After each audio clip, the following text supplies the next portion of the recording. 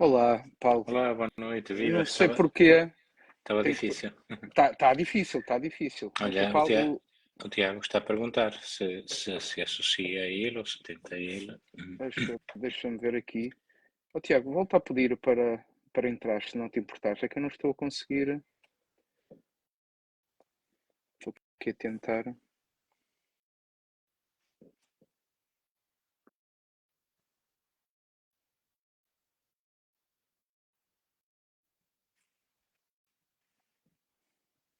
Ver se ele.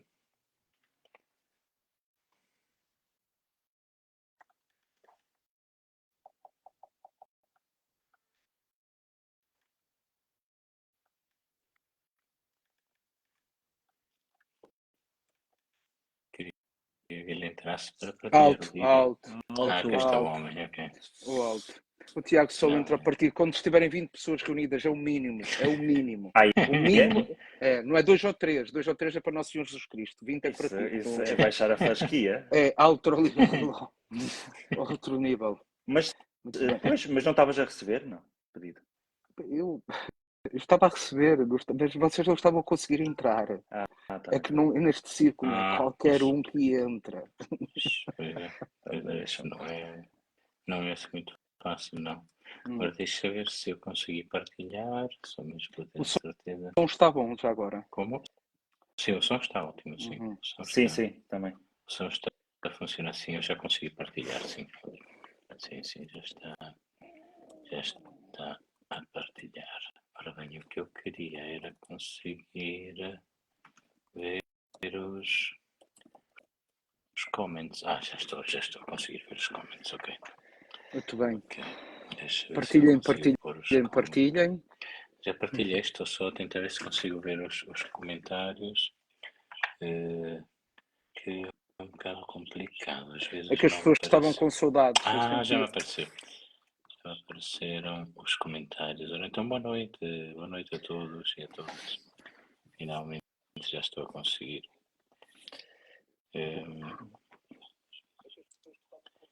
Ora, ótimo, sim senhor. Ok, ótimo. Boa noite. Já temos muita gente a desejar boa noite e a participar. Aqui, durmam bem, boa noite. Boa noite, bom Boa noite. descanso, Tchau. bom descanso para Descanso, até todos. amanhã. Sim, algumas pessoas estão a pôr o telemóvel com o vídeo ao lado, que é para eu dormir melhor. Para dar aquele Entretanto, soninho. Adormecem à medida que o programa se vai desenvolvendo e é um grande serviço ao povo de Deus ajudar as pessoas a dormir, portanto. É o novo Oceano Pacífico. Sim, senhor. muito bem. O padre Muito bem. Tony Neres também já nos está a ver. Aí já também. Já Aí está a está. Ora, boa noite, Toninho. Viva. Cumprimentos desde Portugal. Era para dizer, Desde não a sei se era para dizer. Inglaterra. Desde a Inglaterra até Roma. O mar que vos separa. Isso. Pontos. Muito bem. Então, boa noite a todos e a todas. Nós estamos de volta, não é? A pedido de várias famílias e não só. E desta vez para falar, enfim, que é o tema do momento, a conclusão da fase celebrativa. Temos ainda a fase de implementação, é portanto não esquecer isso. Há momentos em estamos a falar precisamente sobre esta nova fase que se abre, mas deste documento final, que surpreendentemente foi, que é a conclusão desta fase celebrativa, destas duas sessões da 16ª Assembleia Geral Ordinária do Sino dos Bispos. Surpreendente porque foi aprovado no final da votação pelo próprio Papa. Não haverá uma exortação apostólica pós-sinodal, como é habitual, desde pelo menos 1974, não é sem precedentes, porque entretanto houve outros sinos em que não saiu um documento. Aliás, de 1974 a Evangelii Nuntiandi, essa primeira exortação pós-sinodal, e a partir daí todos os sinos tiveram uma exortação pós-sinodal. Já agora, no outro dia me lembrei, o sínodo sobre a evangelização, também com o Papa Bento XVI, sobre a nova evangelização. Entretanto, o Papa Bento XVI resigna, não sai exortação pós-sinodal e sai Evangelho Gaudium. Portanto, enfim, mas pronto, digamos, aí já estamos, é já o extraordinário do extraordinário. Eu li o documento já 2 vezes, eu não sou teólogo, não sou doutor, Ah, se calhar ia começar pelo Padre Tiago, não é? Que é doutor em Teologia Pastoral, eclesiólogo, portanto ensina eclesiologia, também para explicar o que é isso, não é? Esse palavrão eclesiástico, salvo seja. Quais são as tuas primeiras, assim, impressões? Não sei se imprimiste o documento, mas Não a imprimi, primeira não, percepção. não Não vale a imprimi. pena meter uma árvore abaixo por causa disso, não é? Não, Não, só, com calma, imagina, são 50 páginas, ainda é qualquer Sim, coisa. é um documento longo. Diz-me uma coisa, não há em português, pois não? Não, Ah, já não. não, houve uma tradução de serviço, digamos assim, Ok. que foi apresentada aos membros da Assembleia Sinodal, mas ainda não há uma tradução em português, digamos, oficial. Pois, pronto. Bom, antes de mais, olá a todos, também que nos acompanham. Agora, ao retomarmos, depois deste longo período de férias, quer dizer, retomamos é curioso, com um tema que deu início a estas nossas conversas, que Exato. foi sobre, na altura, não é, quando estavas em Roma a participar no Sino, tivemos aqueles 3 encontros para fazer um balanço, e agora, passado este tempo todo, estamos a falar sobre este encerramento, vá lá, antes da implementação. E também nos pareceu importante, entre aspas, a partir do momento em que o documento, sendo ele até relevante, depois sei que nós também temos interpretações diferentes e modos de ler diferentes, mas não estando ainda disponível em português, se calhar também poderíamos fazer esse serviço de ir falando e explicando o que é falado, o que está escrito no documento, não é? Para mim é sobretudo dar algumas coisas que mais me surpreenderam, outras que me chamaram a atenção, e do que estar aqui a explicar, como Claro. habitualmente, não é? para falarmos. A primeira tem a ver com a mudança do imaginário. Se outrora era o imaginário da tenda, não é? Que se alarga para acolher a todos, neste sentido também da escuta, de dar espaço, de acolher também aquilo que é o diferente.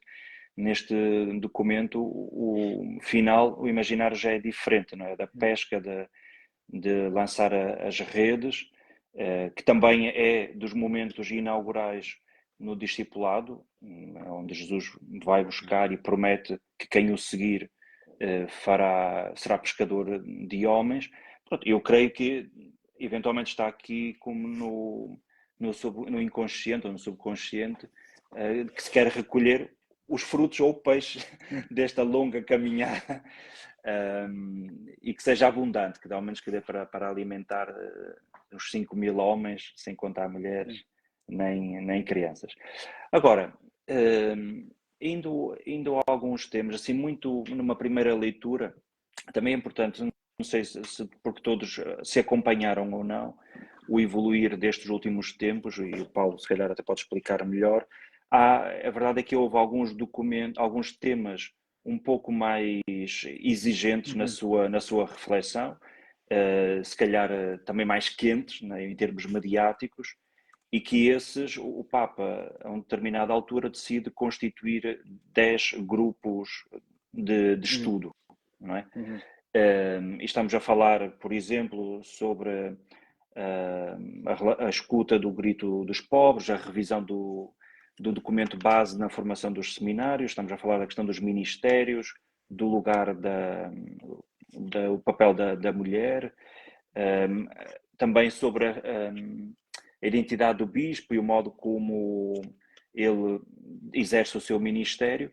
Portanto, estes 10 grupos de trabalho vão continuar a trabalhar e até junho, salvo erro, do próximo ano, 2025, e por isso, em bom rigor, a parte do discernimento e da reflexão ainda não terminou, na medida em que é preciso também acolher essa reflexão dos grupos de trabalho.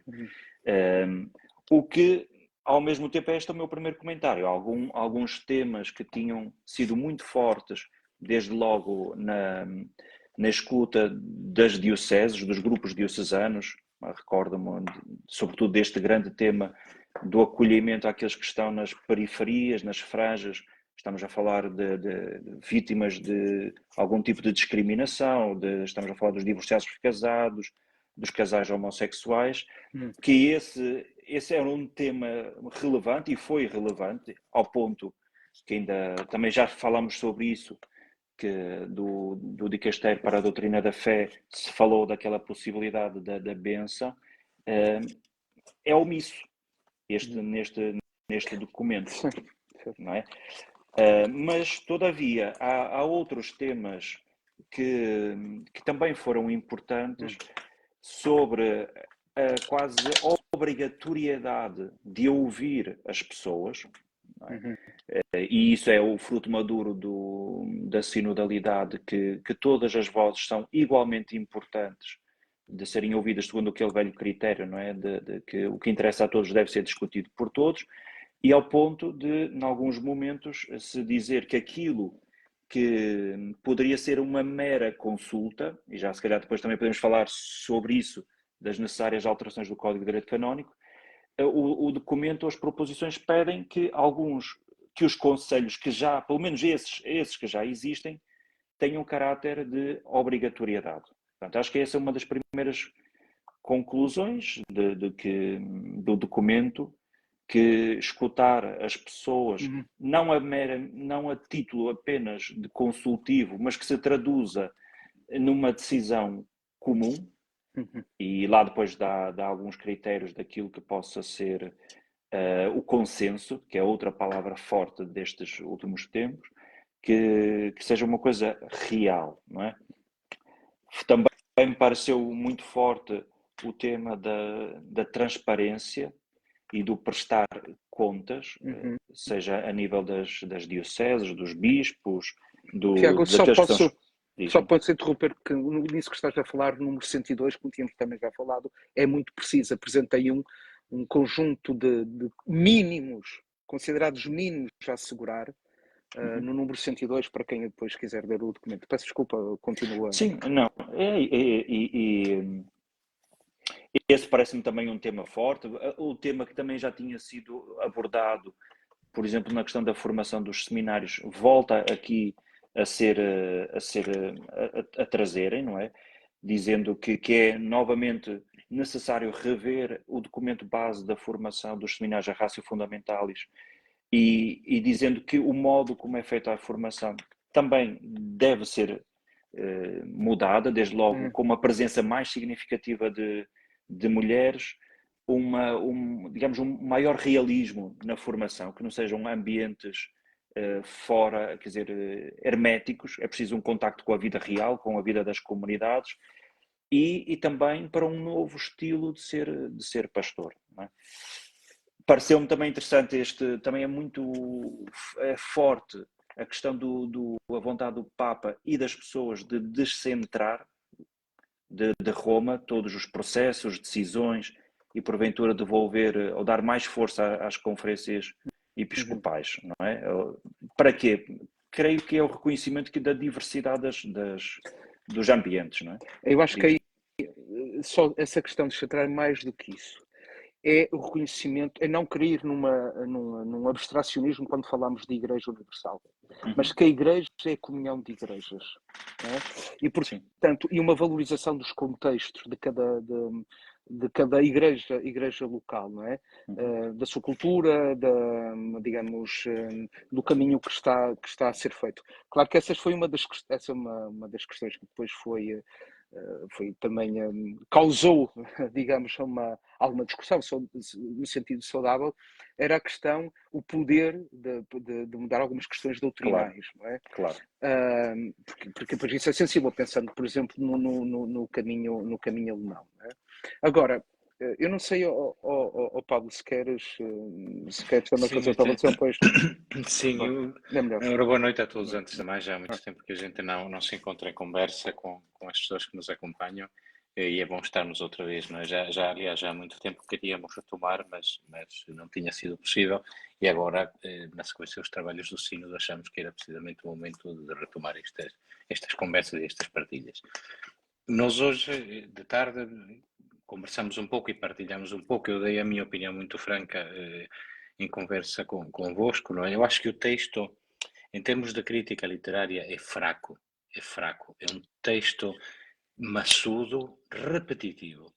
Tem expressões que se repetem literalmente 7, 8 e 9 vezes. Do género, é preciso ter atenção aos contextos. E esta expressão, este chavão se repete, eu contei pelo menos em 8 números diferentes. É um texto que foi mal digerido, literariamente, tenha sido por falta de tempo, tenha sido porque, enfim, certamente que ali demonstra as várias sensibilidades e a necessidade de levar o documento até ao fim e, portanto, de aprovar o documento, mas ali nota-se que o documento necessitava de muito mais tempo. Está mal digerido, está mal processado, entrou numa linguagem de chavões a que estávamos habituados nos documentos pontifícios anteriores e que, entretanto, tinha desaparecido, o que é. E é importante levar a experiência sinodal às crianças, porque as crianças são muito importantes na vida da Igreja.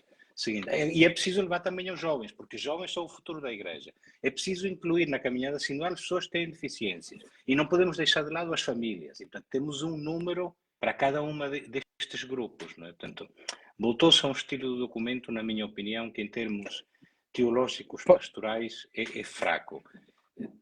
Dito isto, ou seja, quanto à qualidade do texto em si, dito isto, o que me parece do documento é que o documento em si é um caderno de encargos muito grande para a Igreja, mas é um caderno de encargos que é deixado à boa vontade de quem quer pegar nele, o que é uma coisa muito frágil, ou seja,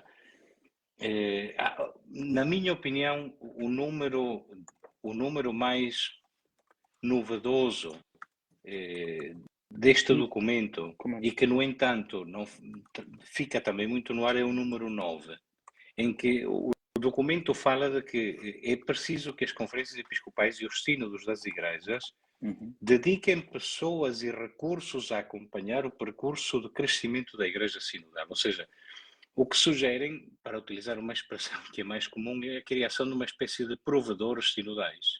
O provedor da sinodalidade, isto é, uma pessoa que dentro da igreja local ou na conferência episcopal se dedique a acompanhar os processos da sinodalidade para os tornar concretos, para que não acabe naquilo que nós tínhamos falado numa das nossas conversas, que é a retórica da sinodalidade. Isto é, agora o terço é sinodal, a via sacra é sinodal, a procissão do padroeiro é sinodal, não é? Vai ser tudo sinodal, e quando tudo é sinodal, nada é sinodal. Até Hoje estes é encontros são santoral. sinodais. Até estes encontros são sinodais. Hoje os santos são sinodais, é a Hoje é o santoral sinodais.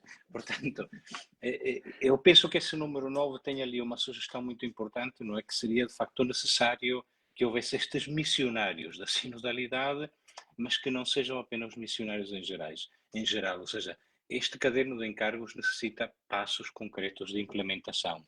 E passos concretos de implementação, ainda por muito que se fale da corresponsabilidade de todo o povo de Deus, e particularmente de quem tem a autoridade dentro da Igreja para pôr esses processos em marcha. É claro que o Papa diz, ok, que vai haver decisões que vão ser tomadas, que o trabalho não acabou aqui, não é? E de facto essa esperança que eu tenho a ler o documento, ou seja, que haja mais qualquer coisa do que apenas o documento que nos apresenta um conjunto de realidades que são fundamentais, mas que me parece que numa tentativa de agradar a todos e de aprovar o texto não está maduro. Eu não digo que o resultado do sínodo não seja maduro, o que digo é que o texto como tal é um texto imaturo e que vai atrasar o processo de sinodalidade em si, ou seja, um instrumento que, na minha opinião, não está suficientemente afinado. No entanto, há algumas coisas do documento que me parecem muito boas. Não? A questão da necessidade da implementação da conversação no espírito, do método de conversação no espírito ao nível das várias estruturas deliberativas que já existem na Igreja, ou consultivas, mais do que deliberativas, porque precisamente essa passagem da estrutura consultiva à estrutura deliberativa é que terá de ser ainda muito trabalhada, porque o documento diz, e muito bem, não é? Que continua a haver na Igreja o carisma da autoridade. E esse é dos bispos com o Papa. É? Portanto, isso é muito claro. Portanto, ali há a necessidade de que esses grupos de estudo possam desenvolver mais como é que as estruturas consultivas podem passar a ter um maior peso concreto na vida da Igreja. E ali a questão da conversação no espírito parece-me que é central, sem dúvida, não é? A conversação no espírito como como espiritualidade para a Igreja e como método pastoral da Igreja.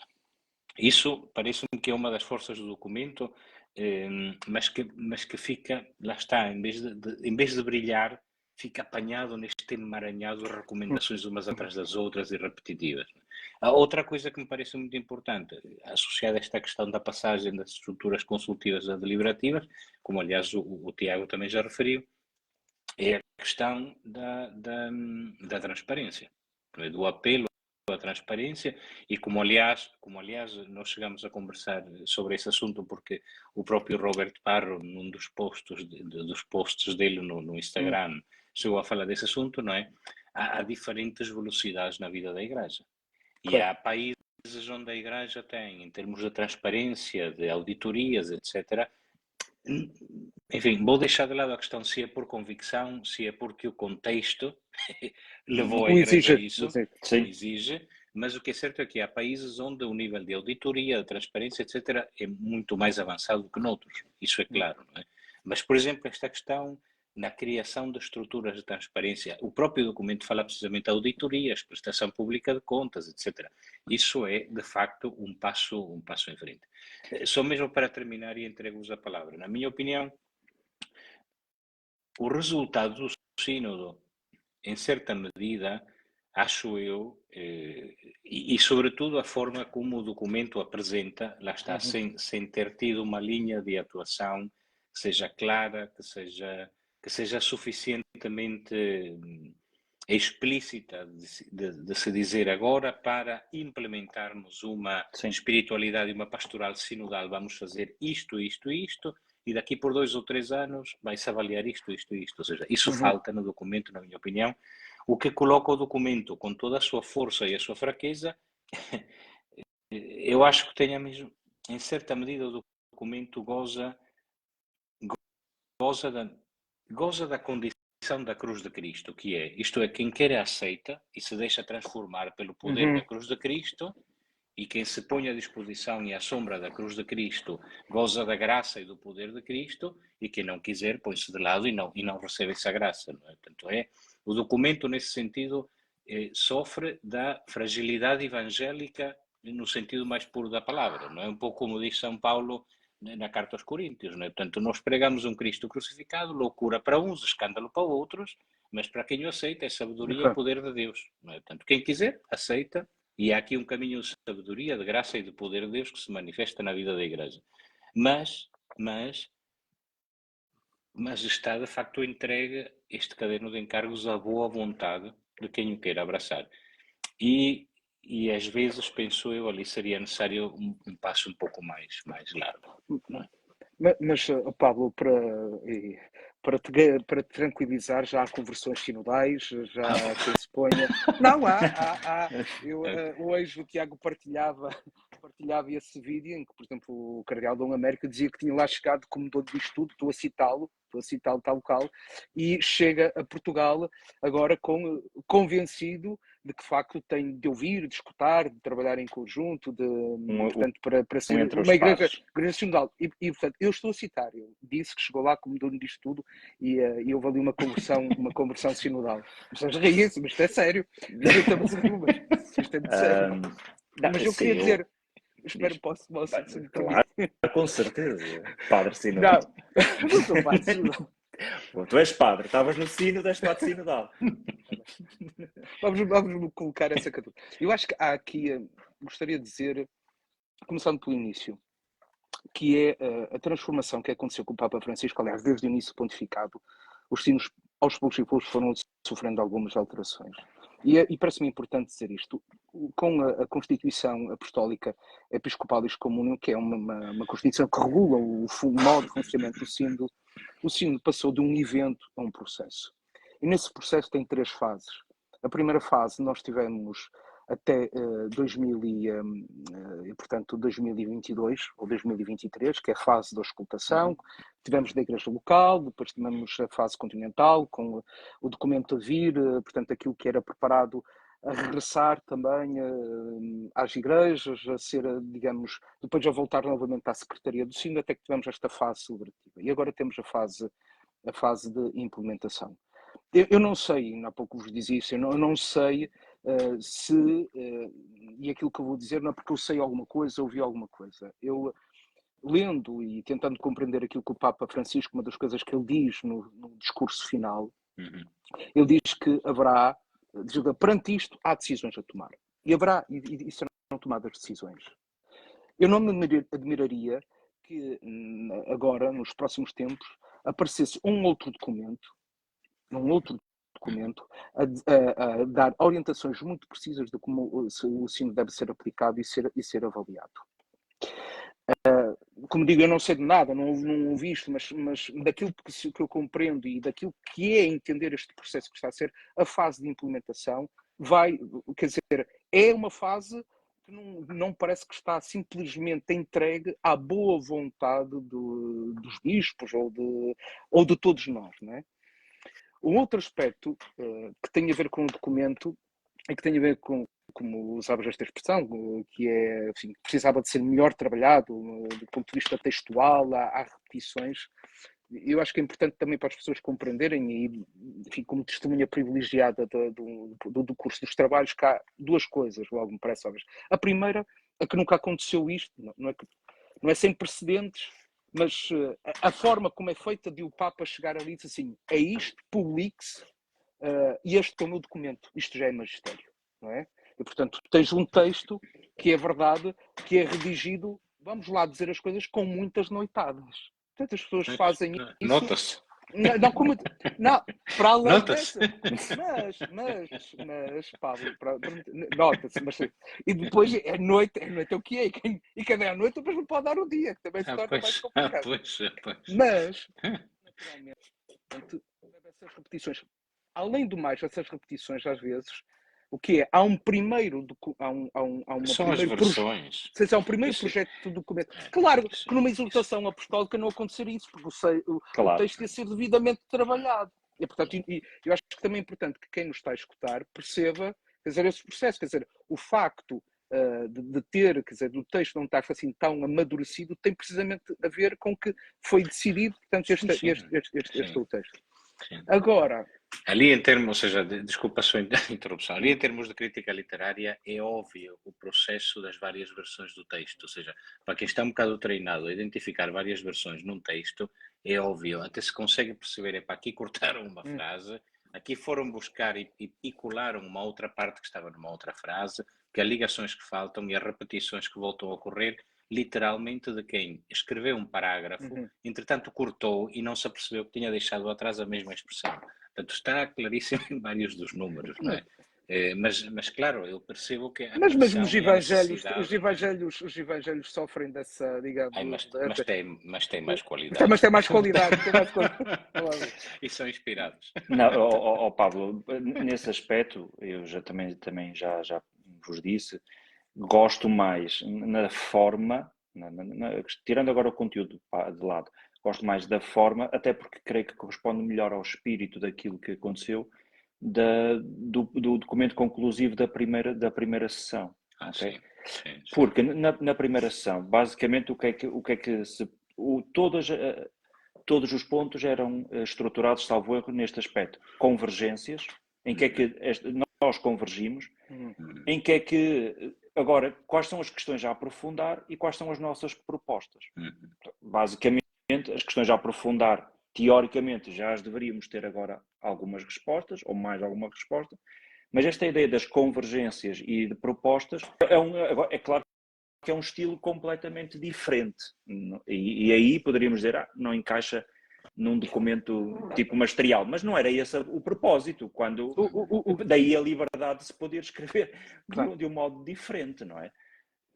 O projeto, a estrutura do documento assenta, para quem acompanhou o sino de uma forma mais, e isso era público, nas meditações do padre Timothy Radcliffe. Não é? Portanto, a estrutura, digamos, a espinha dorsal assenta aí. Agora, eu gostaria de sublinhar aquilo que é uma outra questão que, Tiago, tu falaste, que é todos estes temas. A partir do momento, parece-me que o sínodo da Secretaria teve a necessidade de recentrar o cinto. Da consulta ainda bem emergiram várias coisas, não é? e quase às vezes até quase como um caderno reivindicativo, não? Um conjunto de reivindicações. Vários temas que naturalmente que estavam ali, digamos, que não se deixava, quase não se tocava, quase era tabu. E depois de repente, ok, falem. Que toda a gente a falar e a dizer aquilo que bem entendia, e ainda bem, e portanto seja um conjunto de temas que era impossível. Quer dizer, impossível num mês ou 2 sessões tratar isto. Mas mais, houve a necessidade de recentrar verdadeiramente aquilo que era o sino, e no meu entendimento é isto, que é as bases da sinodalidade. Quer dizer, como as regras do jogo e o sistema operativo para a Igreja, da forma como a Igreja, a partir de agora, ela vai tomar decisões. E então aí clarificar, ou pelo menos acho que fica, acho que deve também ser passado este trabalho que é o povo de Deus como sujeito da Igreja, não é? Onde todos os membros, leigos, leigas, religiosas e religiosos, padres, bispos, têm digamos, um papel ativo na vida e nas decisões da Igreja. E parece-me que isto é fundamental, de começar logo a partir das paróquias, não é? Em que as pessoas e os conselhos pastorais, quer dizer, e não só os conselhos pastorais, mesmo dentro, fora dos conselhos, as pessoas devem ser escutadas, os batizados devem ser escutados, e não só os batizados.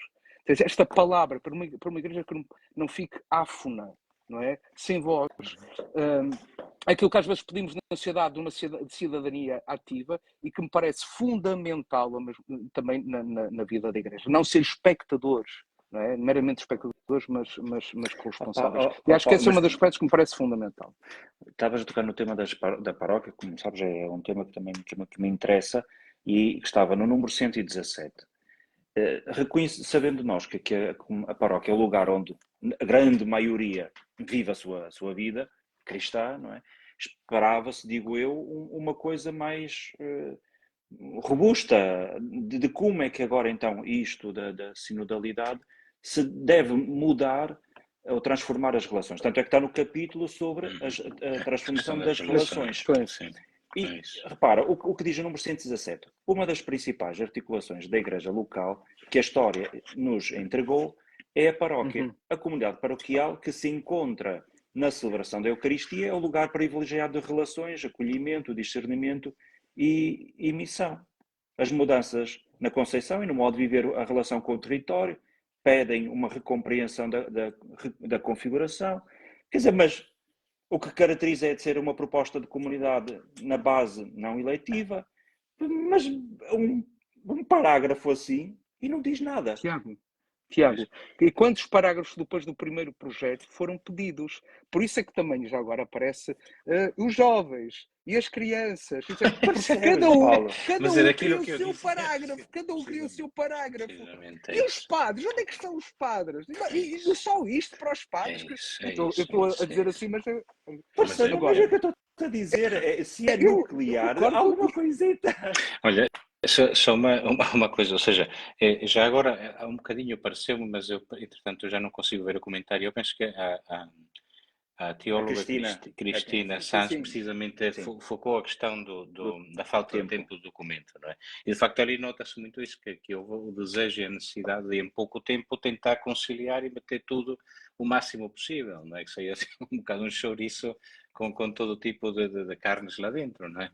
Mas eu acho que a questão da fundamentação teológica é verdade, não é de frango. É desta vez que agora. Saiu tudo misturado, não é? Mas eu acho que a fundamentação teológica. Que esse aqui, sim, cozida portuguesa. Tem ali tudo um bocado misturado, não é? Eu acho que a questão da fundamentação teológica que quiseram dar é muito interessante, não é? E a questão da centralidade da palavra. Há uma ideia lindíssima que pelos vistos, enfim, pelas votações, parece ter sido bastante controversa ou polémica, que é a questão da... Não sei qual é o número, mas é a ligação entre a sinaxe eucarística e a sinodalidade, não é? Portanto, essa é uma ideia lindíssima, não é? Que provavelmente podia ter servido como fio de ouro para falar da fundamentação teológica do sínodo e da sinodalidade, não é? De facto, a escuta da palavra, tal como na própria Eucaristia ocorre, não é? Primeiro escutamos a palavra, não é? E depois recebemos o corpo e o sangue de Cristo, e é daí que nasce a Igreja. A Igreja alimenta-se e toda a sinodalidade baseia-se nisto, na escuta da palavra e na recepção de Cristo, não é? Que é o que constrói a vida da Igreja, não é? Outra ideia que me parece também muito bonita no documento, que lá está, que se repete ad nauseam das mais variadas formas, não é? É a centralidade do batismo. Isso sim, está muito, muito bem sublinhada, não é? Talvez em termos literários, de forma um bocado... Que é a base do critério do povo de Deus, não é? Exatamente isso. Mas lá está, penso que talvez um pouco mais de cuidado no texto, e eu faço o mesmo voto que disse o Paulo, não é? Que venha a haver um outro documento que possa apresentar de uma forma mais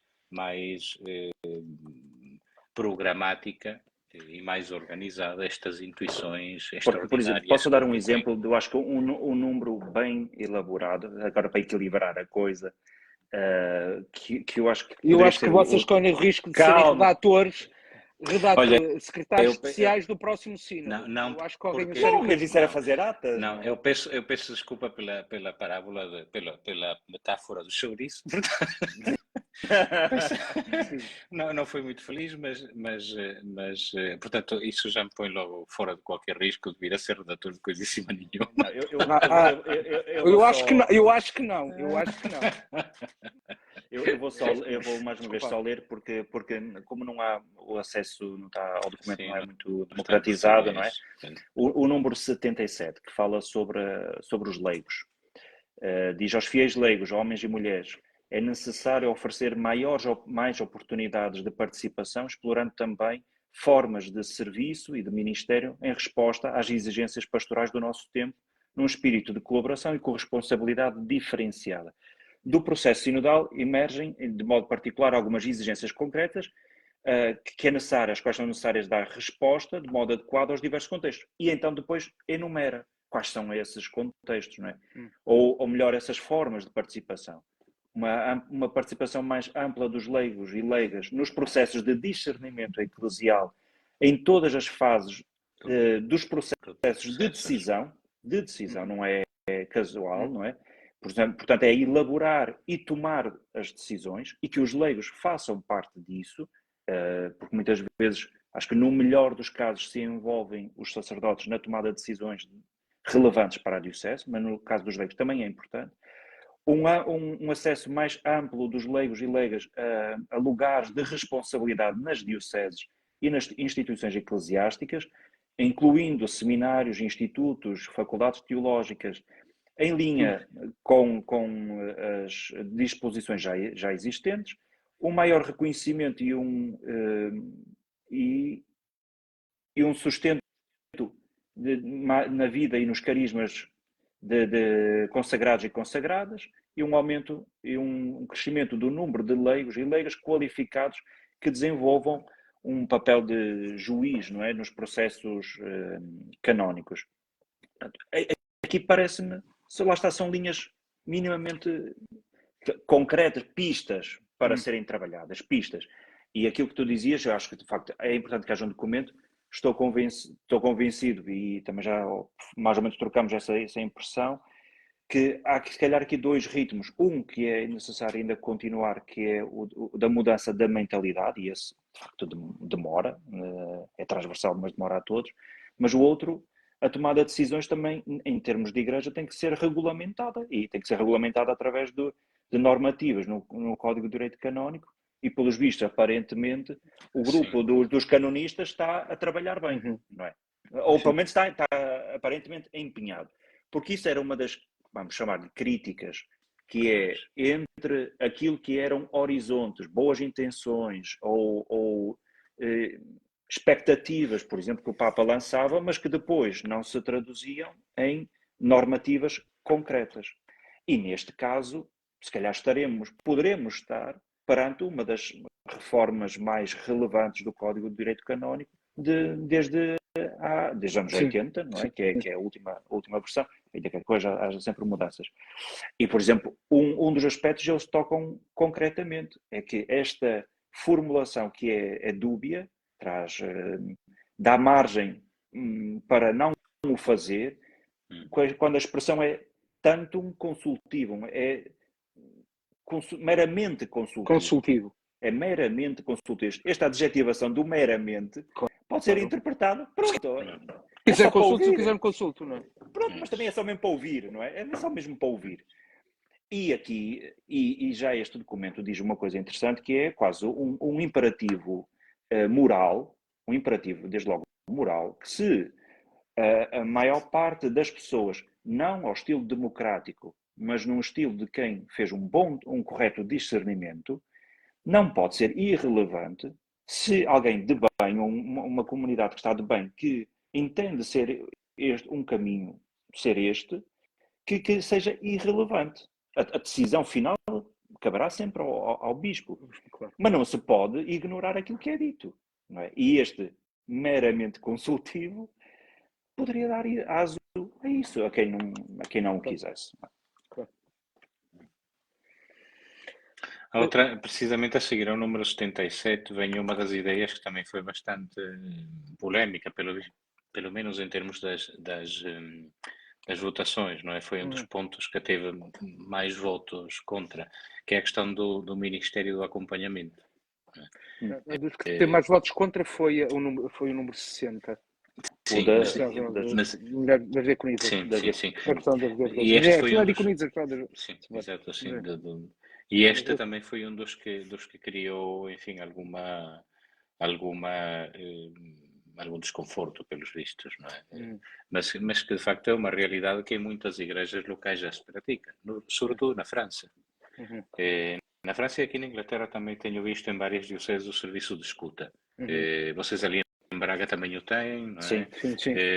Mas não é uma coisa que seja ainda de caráter nacional, não é? Em muitos países não ocorre como tal, noutros sim, já há uma grande tradição de Ministério da Escuta que pode ser, já está, e bem desenvolvido por leigos e leigas devidamente preparados e por todos os elementos do povo de Deus preparados para tal, não é? Portanto, não tem que ser coisa exclusiva do Ministério ordenado. Há pouco falávamos, antes de entrarmos em direto, eu falava deste documento não escrito, e também está aqui connosco a Cristina, que depois também poderá, não sei se quiser comentar isso, que é esta experiência ao longo de para alguns mais de 2 anos, estas duas assembleias. Eu penso que isso dará muito fruto no futuro. Não só a experiência, quer dizer, a experiência de todos, de leigos com bispos, de teólogos até entre si. Creio que muitos deles levam esse entusiasmo para as suas igrejas e, portanto, terão um papel ativo.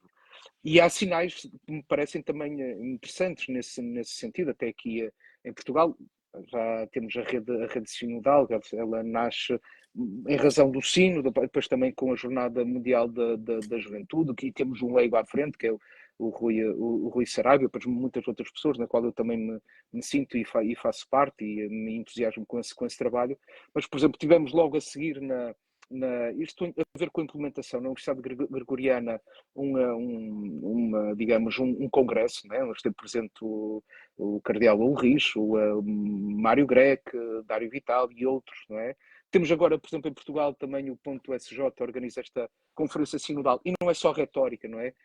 Igreja e Fidelidade ao Evangelho com o teólogo André Grilo, também vai estar presente o José Frazão e também o João Tavares, e portanto, isto para dizer que, como eu também espero que haja esse elemento e acredito que possa existir, mas que as coisas começam a dar frutos, quer dizer, que não se pode deixar esmorecer este entusiasmo e de continuar esta reflexão. Acho que é uma das coisas, enfim, ou melhor, uma linha importante de ação. Já agora, eu também notei isso, finalmente, se fala, do Ministério do Teólogo, a valorização do Ministério do Teólogo. Sim, os teólogos também se sentiam excluídos, também queriam um parágrafo. Porque havia... Não, tu estás a dizer isso, mas uma das meditações do Timothy Radcliffe foi precisamente, quer dizer, havia várias pessoas que estavam -se a sentir excluídos, inclusive os teólogos. Não, porque assim, eu agora não quero meter lenha na fogueira, não vou dizer, porque, quer dizer, se calhar aí, o outro documento que tu estás a dizer, quer dizer, o documento da síntese final da primeira sessão, se calhar não tinha tanto teólogo à mistura. E por isso Mas, é que estava tão bem feito. Por isso é que estava tão bem feito. Agora, quer dizer, não, mas porque, assim, porque a questão é, agora, salvo seja, né? A questão do enquadramento, seja. a questão do enquadramento teológico da base, seja da sinodalidade, seja do Sensus Fidei, já há documentos também desse, até como é que se chama, da Comissão Teológica Internacional, já estava.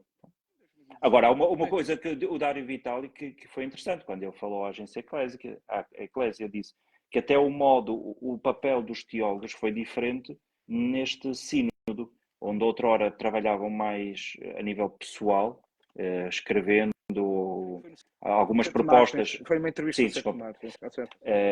sim. Onde mandavam depois as suas sugestões para as secretarias. E agora começaram a trabalhar um pouco mais em grupo, não é? E é importante. A questão dos teólogos também, historicamente, para perceber, e o porquê de também estar aqui neste documento, eu acho que é interessante, porque por isso é que eu disse que havia quase sempre esta disputa dos teólogos, entre teólogos e magistério, entendendo que os teólogos não eram pessoas bem queridas, ou que é uma espécie de um confronto sempre entre a teologia e o magistério. Há uma coisa interessante que estava aqui a pensar e a olhar para o discurso do Papa, que eu, aliás, recomendo a todos que o leiam, porque se o documento ainda não está em italiano, o discurso do Papa é de uma grande riqueza, de uma grande beleza, aliás, muito poético, com referências aos textos de Madeleine d'Abreu, etc. É um texto muito bonito, muito acessível, são 2 páginas e todas as pessoas podem encontrar facilmente na internet, basta colocar saudação final do Papa Francisco, Sino 2024, imediatamente vão encontrar o texto.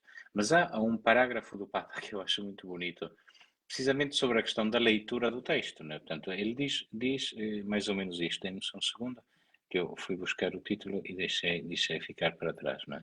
Portanto, ele diz assim no número 2 desse discurso: o documento é um dom para todo o povo fiel de Deus, na variedade das suas expressões. É evidente que nem todos vão ler, diz o Papa.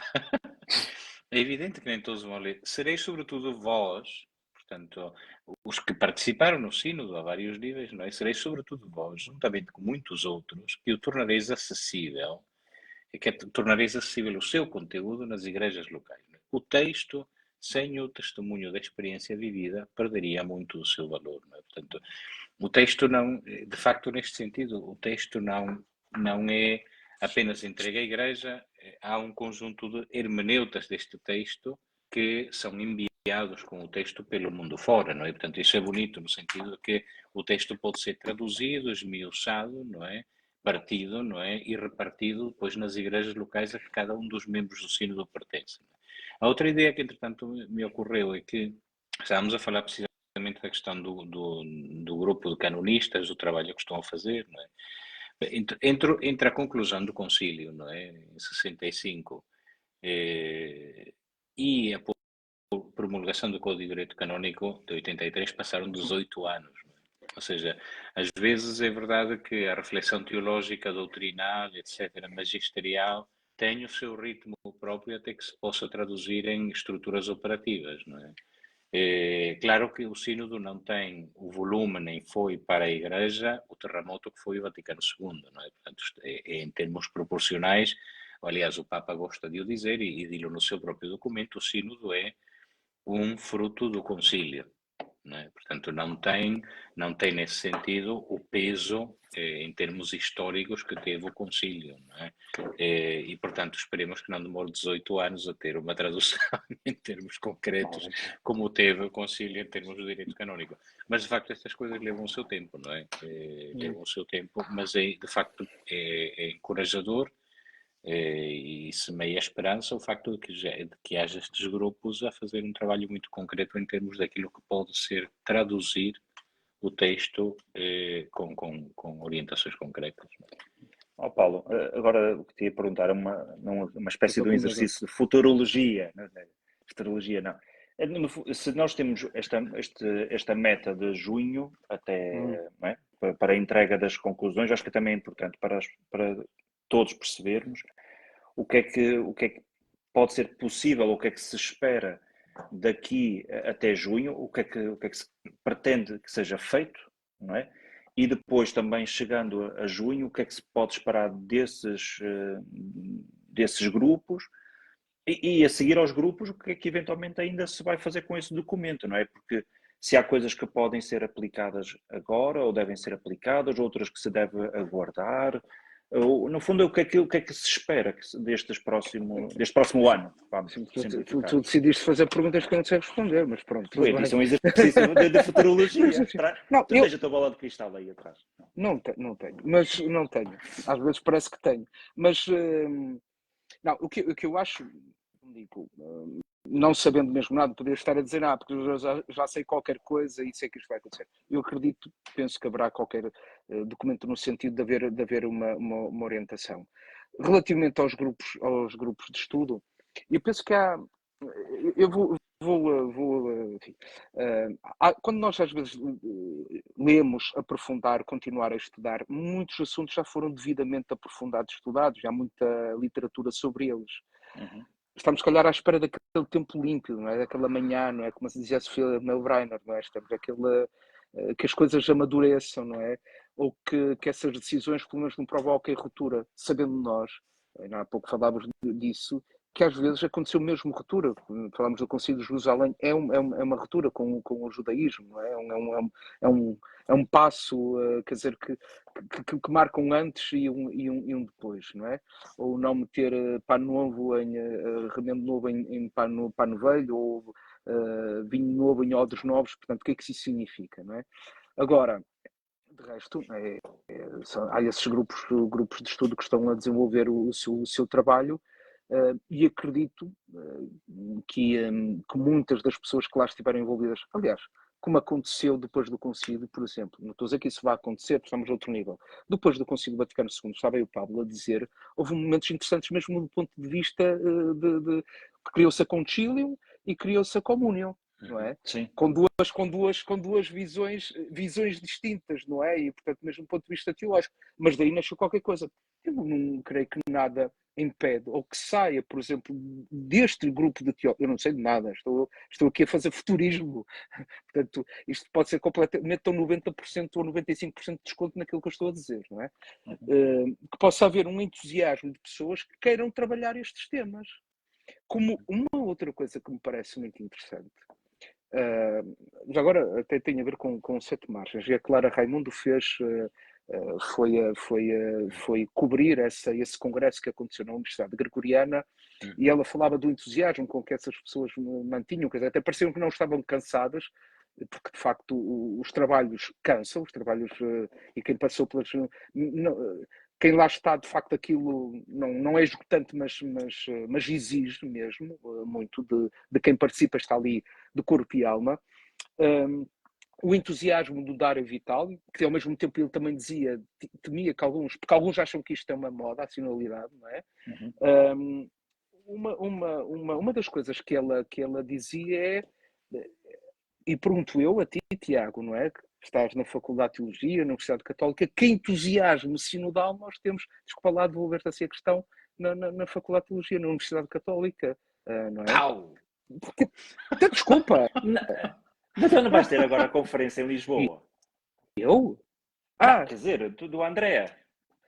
Não, mas isso é organizado pelo ponto SJ, não é? Não vai ser na faculdade. Onde é que vai ser? Ainda bem que temos o computador ligado. Deixa-me ver. Se calhar foi só o aluguer do auditório. Não. Veja que problemas de caminhos. Desculpa lá. Inscrição. Vai ser na Universidade Católica, sim. Estás a ver. É isso. Ora, eu peço desculpa. Estás a ver. Peço desculpa. É o entusiasmo que já apareceu. Já, primeira mudança. Outro aspecto é que há contributos que podem ser feitos, não é? E que a Secretaria do Ensino está disponível. Mas eu estou convencido que o mesmo empenho que foi colocado na fase da auscultação, da consulta, e agora na celebração também será colocado na implementação. Sim, E isso foi, sim, e vós fizeram uma das coisas que acho que é sentido. importante também, eu já tinha dito, acho que uma coisa que é importante também recuperar, quando estamos agora a falar na questão do entusiasmo, eu senti, eu não sei, também estando lá, o que é que te pareceu, mas que o entusiasmo ou a cobertura até mediática e o acompanhamento desta segunda Assembleia já não foi na mesma intensidade, no mesmo grau do que a primeira. Não foi, Olha, Tiago, mas porquê? Porque os temas que vendem, desculpa lá dizer assim, Sim. ou que fazem as pessoas clicar para ler, ou comprar, ou ver, ou ouvir, são esses os temas considerados controversos, fraturantes. olha, Depois o resto sabes, não... eu também estava com essa mesma impressão, mas houve uma coisa que hoje me fez, pelo menos moderar essa mesma impressão. Ou seja, eu também tinha a ideia que havia e há, certamente, porque isso é normal, os processos humanos são assim, somos o que somos, cansamos-nos e por vezes é necessário renovar o entusiasmo e as energias, etc. É uma dinâmica muito humana. Mas, portanto, há cansaço, nota-se de várias formas, mas houve uma coisa que, ao ler o documento, sobretudo, após o número primeiro, que é um número muito introdutório, logo o número 2, no princípio, quando eu li, deixou-me uma sensação de um certo amargo na boca, não é? Uhum. Que é a questão, o número 2 fala precisamente do momento histórico que estamos a viver. Sim. A quantidade de conflitos e de guerras que estão a ocorrer simultaneamente no mundo. As crises e, portanto, as várias situações dramáticas que podem vir a ser muito delicadas em termos de futuro. Sim, temos umas eleições à porta que vamos As ver. eleições nos Estados Unidos, mas acima de tudo, quando o sínodo começou, Começou com o ataque do Hamas. logo, não, eu queria dizer, quando o sínodo começou há 3 anos, ainda não tinha começado a guerra da Rússia Não. e da Ucrânia. Entretanto, começou a guerra. E não só isso, entretanto, está a completar-se um ano De Gaza. ou completou-se um ano não é, da guerra em Gaza, não é? Portanto, o panorama mundial nestes últimos 3 anos tornou-se muito mais cinzento, não é? E, portanto, há preocupações humanas, sociais a nível mundial que pesam, e isso o número 2 o apresenta de forma muito bonita. Penso que nem sequer o cita, mas é literalmente aquilo que diz a Gaudium et Spes, não é? As alegrias, as Sim, tristezas, cita. cita, pronto. Sim. Portanto, Cita. são os sofrimentos, as alegrias, as tristezas, as esperanças, os dramas da humanidade são os da Igreja. E, portanto, é normal que o sínodo não pudesse ter o mesmo nível de entusiasmo, de alegria, de sorriso que tem num mundo que neste momento está tão cheio de dores e a sofrer tanto. Sim. E, portanto, isso a mim mudou uma perspectiva ao ler o documento e, de facto, não podemos aliar-nos como igreja, e o facto que tenhamos um semblante mais triste e mais carregado é porque o mundo tem hoje um semblante mais triste e mais carregado do que aquilo que tinha há 3 anos. E a igreja não está e não pode estar de maneira nenhuma aliada a esta realidade. Não é?